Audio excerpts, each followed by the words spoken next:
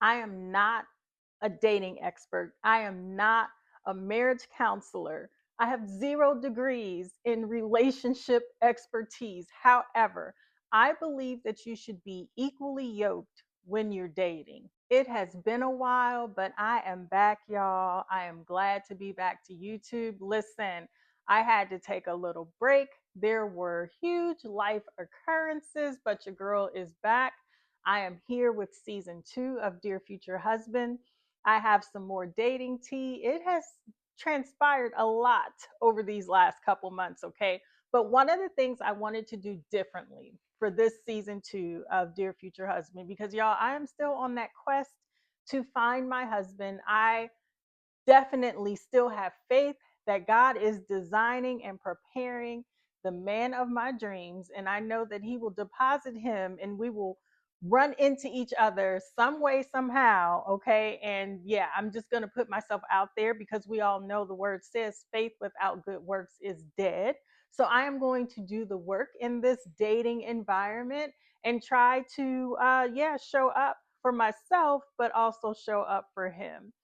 So, one of the things I wanted to do differently this season is after talking to friends, they had questions, and I wanted to address some of their questions. I want to address some of your questions, some of your Dear Future Husband letters. I have posted so many letters to my future husband that I hope that you would maybe think about writing your future spouse a letter as well. Before I go further, I would also like to thank Life with Cafe Cito and also Simply Vanna because listen, they were on my behind. Okay. They were like, D, where are you? Get back on YouTube. Like, what is your butt doing? So I appreciate the check in, ladies. I'm going to put their pages up. Please go follow them. Life with Cafe Cito has the most curated just content that makes you feel good. And she's always cooking something really delicious or drinking some great coffee drink.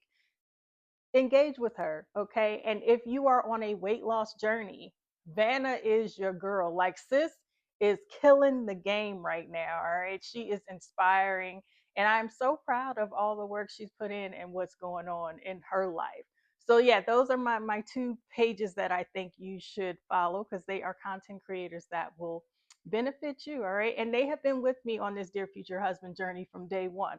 So, I'm good for my day ones, y'all. Let's get into how we're going to do this. Now, if you feel that you have a question, I want to start off by saying this. If you have a question, if there is a letter that you have written to your future spouse or you want to write to your future spouse and you want me to talk about it perhaps or read it for the YouTube community, please, I'm going to post my email up there and put it on the screen. Email me and I will definitely try my best to get to it. I'm going to speak life and know that I'll be inundated with so many wonderful letters and so many great relationship questions that, it may take me a little time, but I'll get to you. Again, I am not a relationship expert, but I am faith filled.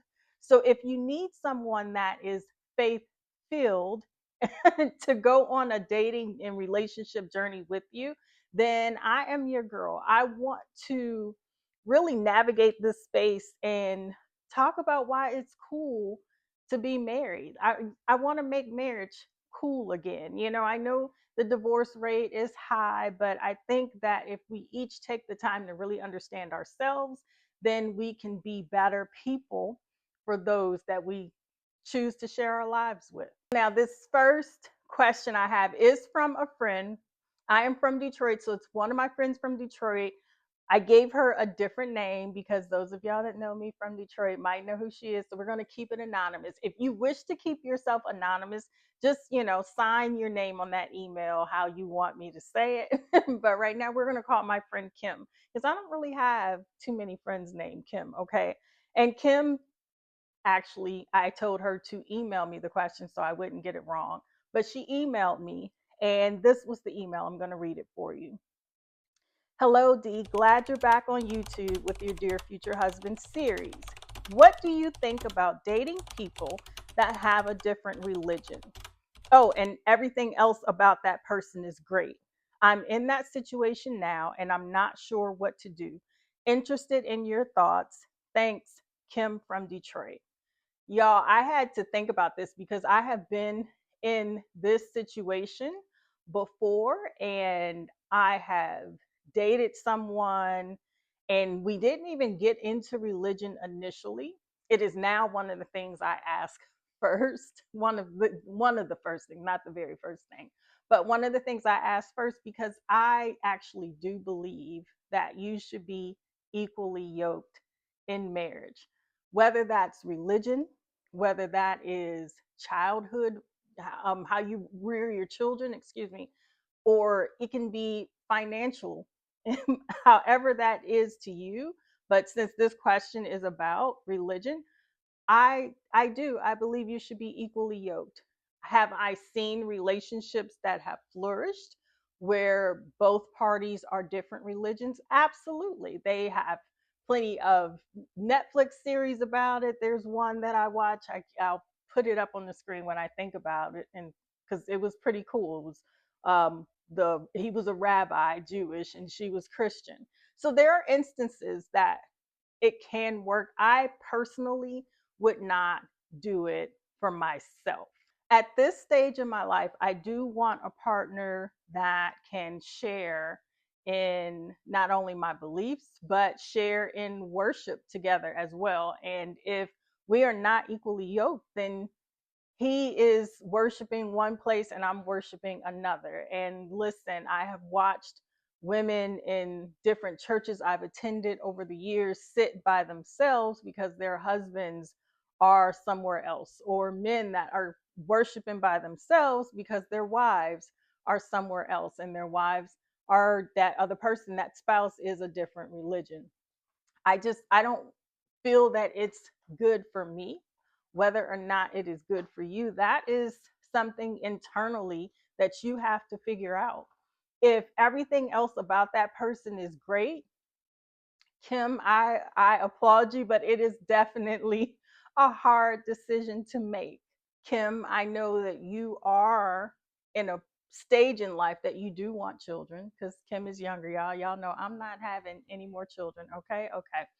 I know you're at a stage in life where you are wanting to have children, and I would just advise you to think about what that looks like. What religion, how are you raising those children in that household? If this is your future husband, how are you raising your children? Can you come to an agreement about how the children are raised that is beneficial to both you and your spouse without argument or without resentment in the marriage that one child is,